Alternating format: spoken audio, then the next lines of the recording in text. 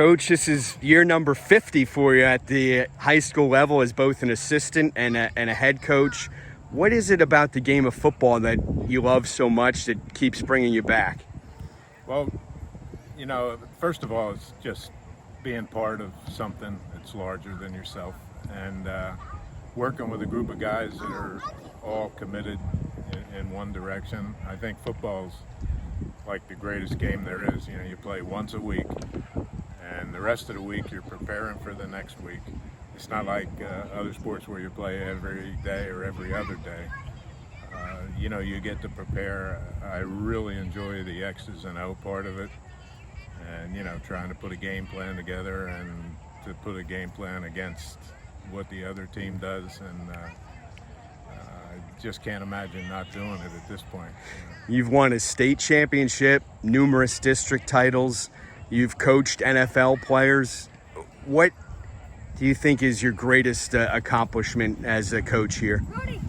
Not any specific championship or anything like that. I think just, and my goal when I got the job was just to have a program that was, you know, steady, was solid every year, that didn't cycle. You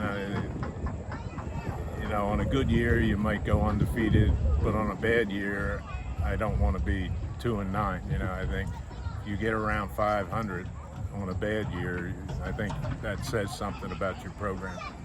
You talked about the preparation, and I know the type of hours that you coaches put into this. Did you ever think if those hours weren't dedicated to football, what would you be doing? What are some of your other hobbies or interests? How do you think you would have spent that time? You know, I really don't know. I'd probably be out watching football. I like, you know, one of the problems that I have is I love to go to college football games. You know, my son coaches at that level. I have season tickets to Army games. Unfortunately, we don't have lights, so, you know, we're playing on Saturdays, so I might only get up there once or twice a year. But that's what I'd be doing. I'd be going out. I might leave a day early and spend the weekend, you know, somewhere where I like to go to college practices. I like to sit and talk with college coaches. That's where, you know, those guys who are 24/7 into their sport know a whole lot more than we do. You know, I mean, we, like you said, we put a lot of time in, but not nearly what they do. So, you know, they're the experts, and we've been lucky enough to, I mean, I can go back and say we got this part of our offense from Carnegie Mellon, you know, and our defense we got from Army, and, you know, we spend a lot of time in the winter going out and visiting, and, you know, every year we'll add a thing or two on both sides of the ball that you get, and just says, hey, that fits in with what we can do, and that'll help us. Up front, you got some big guys, particularly Javen Williams, who's got 2 years. What do you think his potential is? He has a potential to be a D1 guy. He's over 300 pounds, he's 6'4", so right there, he doesn't disqualify himself because he's, you know, if you're only 6 foot, they're not going to look at you at his position. But he's got the size and moves very, very well. You wouldn't look at him and say he's a 300-pounder. He's pretty slim, and he, you know, that's the prerequisite. You got to have the height and the strength and be able to move well. Aiden Mack is committed to Richmond. As far as the tight ends that you've seen over the last 50 years, where do you think Aiden fits in the mix? Well, he's right up there with everybody. We've had a couple D1 tight ends. We had Brad Scoble, who was at Penn State, and Terry George, who was at Temple, as well as a lot of other good ones. But Aiden, you know, he got a lot of D1 looks. I got a phone call from my son, and he said, this is last winter. He said, have you seen his film? And I said, no, I didn't see it yet. And he says, he is good, a good blocker.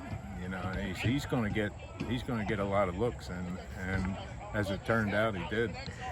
When can you tell that you're going to have a really good team? I mean, you've been around so long. Does it take games into the season, or can you already tell now that this is going to be a good group? I think you never know, are we going to be that special team where, you win all the tight games and you go far in the playoffs.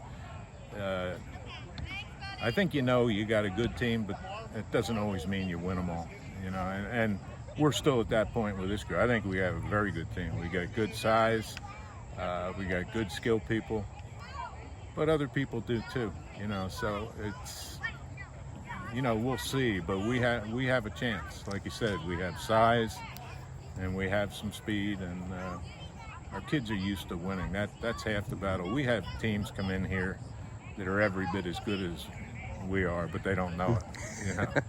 Our kids expect to win. You've been a perennial power in the IC, now the Berks Football League, forever. Next year, big change into a mammoth Lancaster-Lebanon League. What are your thoughts on moving into the LL? Well, it's a great move for us. People would say you're not going to have the same record you did, and that's true. I mean, I'm sure there are years when we can win it, and there's going to be years where if you're not a really good team, you're going to struggle in that division. We were supposed to be in Division 5, size-wise, but it wouldn't have done us any good to play in that division, and we applied to go up and got it. So now we got, every week, it's a game. I mean, we got Berks Catholic and Weiser out of our league, and Calico, who's a great option team, Lampeter Strasburg, who's just been, in a bunch of district finals the last couple of years, and like I said, it's going to be a game every week. Last thing, we have a mutual friend in Ross Tucker, and the guy's on radio, he's on TV, he's doing Eagles games, he's got about 10,000 podcasts that he does. But go back to when Ross was a high school player for you. Was he a real outgoing, talkative guy? Could you see then that he had this type of future in him as far as a profession? Well, he was outgoing, and I knew he could get into that. I know he worked for the paper when he was in high school, and he was great for a high school kid. He really just communicated well, very outgoing, besides being a good football player. And as far as the football part of it, he grew his junior and senior year. He wasn't that big as a sophomore, so when he was a sophomore, we had no idea, but he got big, and he made the most of his opportunities.